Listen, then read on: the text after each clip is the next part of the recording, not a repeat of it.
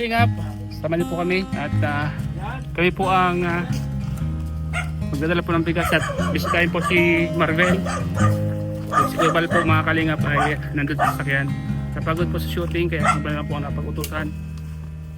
Magbisita po sa kanila.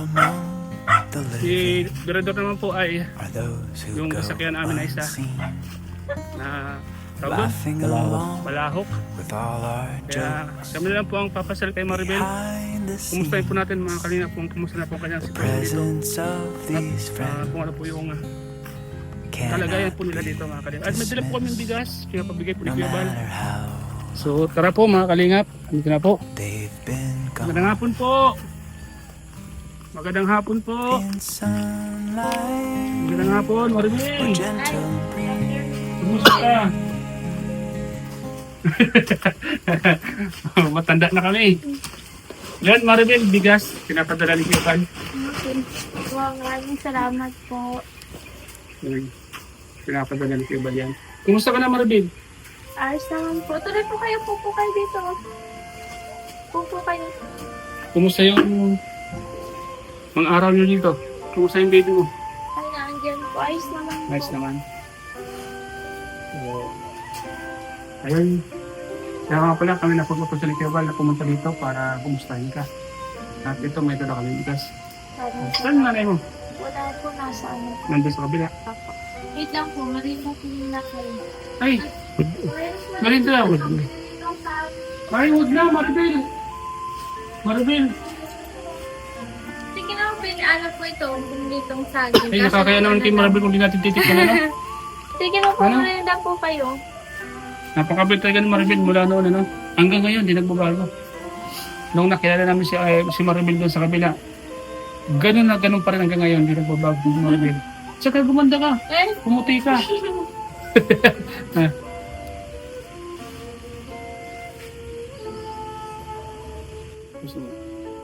Ano yung... Kaya nga pala Maribel, dapat sure natin yung pizza ng kasal kung kailan. Ano yung sabi sa'yo? Ano po, sabi po sa akin ni Kuya Bal, magsisit na lang po ng date ay kapag po hawak na talaga yung lisensya. Okay. Bale, intayin mo lang yung tawag ng Kuya Bal sa'yo. Ano po, siguro po, o di kaya po pwede naman pag hawak na po namin yung lisensya, isasabi ko po kay Kuya Bal, saka na kayo mag-uusap kung kailan yung date. Okay. Kasi si Kuya Bal, nag-iintay lang naman. Pag okay ng mga requirements,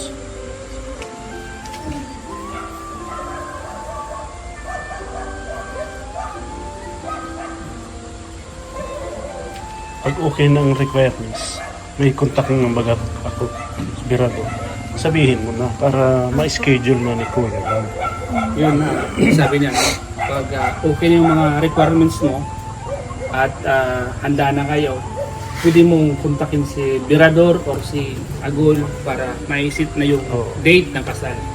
Para okay na. Gusto na lang isipin. Saka pati pala po, hinihingan po kami ng, pero after na daw po ng kasal, hinihingan po kami ng, copy ng lisensya ni Kuya Bal.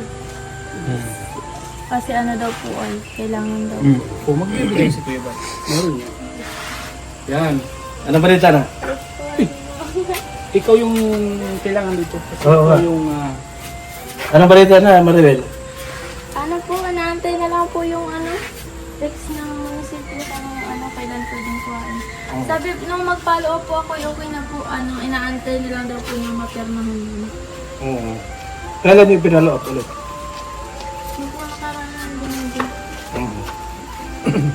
I-follow up nyo na para mas maganda yung Kasi kung hintayin pa ninyo yung takes, maraming dun eh. Maraming sa inyo, bakit ganyan? Baka mga January na kayo may ikasal yan. Kasi papalisin na Kuya Bal ng ng hindi natin na January na yan. Pero dapat nasikaso na, yun na rin lang naman talagang problema. Expiration ba yun o wala? Pagka pumunta ka doon, tanong mo. At saka kung kasi pag hinintay natin yung text, nangyayari sa atin para tayo nag-hintay sa wala. Mas maganda na pag kayo mismo makapunta. Diba sabi mo, 8, makukuha na yun. Pero, Ano po, hindi po, wala po po.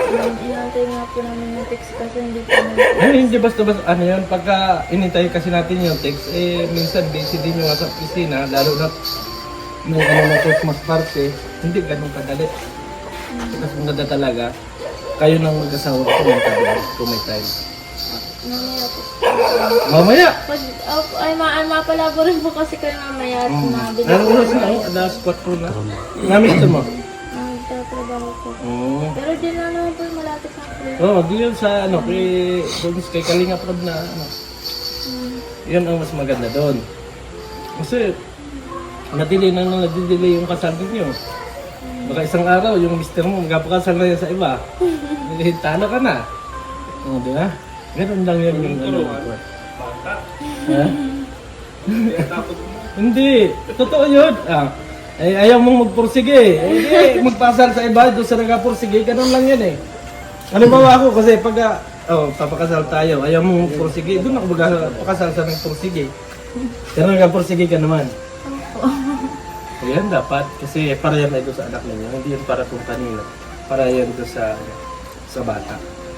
At para ding may basbas yung inyong pagsasama. Kaya nandiyan si na Kuya Bal.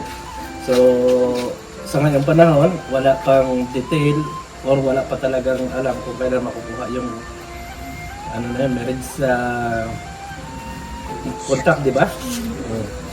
Yun, wala pa talaga. So, pag nalaman mo, i-chat mo ako para masabi ko din kay Kuya Bal. Si Kuya Bal may magagawa ng schedule.